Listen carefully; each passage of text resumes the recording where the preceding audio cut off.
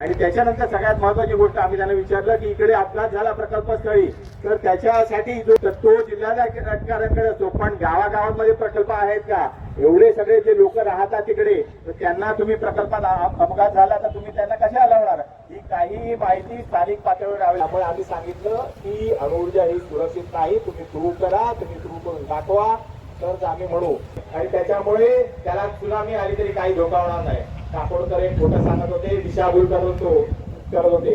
आम्ही स्पष्टपणे त्यांना विचारलं तुम्ही एन्व्हायरमेंट इम्पॅक्ट असेसमेंट जो लिहिलेला अट्रॅक्टचा म्हणजे जांभा दगडाचा आहे, जांभा दगडा त्रिशूळ असतो, त्याच्यावर एवढे अवाढव्य प्लॅन्ट येऊ शकत नाही. त्यामुळे संपूर्ण जांभा दगड फोडून जिकडे तुम्हाला काळा कातळ लागतो जो समुद्र सपाटीला आहे तिथपर्यंत हा सगळा सोड टळाने, कारण माडवण प्रकल्पाला काही धोका नाही, कारण तो माडवणच्या सडावर येणार आहे जो 25 मीटर उंचीवर आहे. आणि माडवणचा सडा शिल्लक जर राहणार नाही एन्व्हायरमेंट इम्पॅक्ट असेसमेंट स्टडीमध्ये म्हटलं आहे तर तुमचं कसं काय होणार? तर त्याच्यामुळे देवेंद्र फडणवीस काय म्हणतील, आणखी कोण काय म्हणतं, कोकण विध्वंस करायचं या सरकारचं धोरण आहे आणि त्याला आपल्या संपूर्ण कोकणातील जनतेने एकत्र येऊन विरोध केला पाहिजे. तुमच्या पक्षाचं काय असेल ते मला देणं घेणं नाही. मी या कोकणाचा नागरिक आहे, हे कोकण निसर्गरम्य आहे आणि ते कसं हजारो कोट्यावधी वर्ष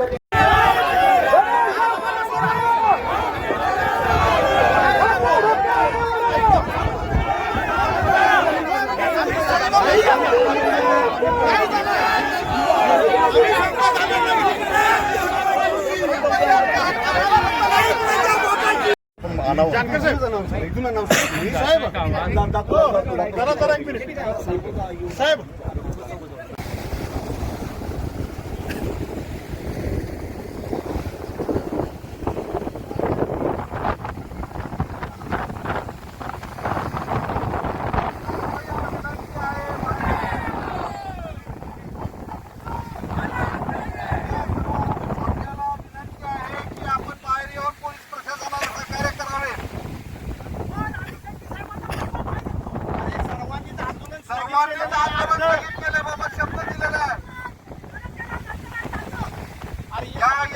बाहेर या पोलीस प्रशासनात सहकार्य करा. पुढे जाऊ नका, पुढे जाऊ नका. पुढे